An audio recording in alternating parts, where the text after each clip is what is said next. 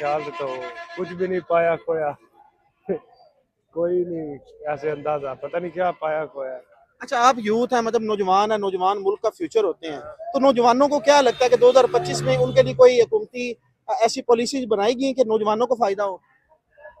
मेरे ख्याल से तो कोई भी नहीं बनाई गई, लेकिन 2026 में अच्छा काम कर रहे हैं। आगे देखो क्या करते हैं।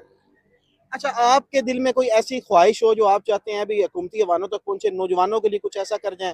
2026 में आप क्या समझते हैं कि हुकूमत को क्या ऐसे काम करने चाहिए कि पब्लिक को रिलीफ मिले?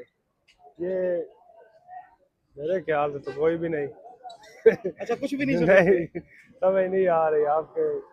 अच्छा, महंगाई के हवाले से क्या कहेंगे? महंगाई बढ़ी है, तो शहरी का शिकवा है।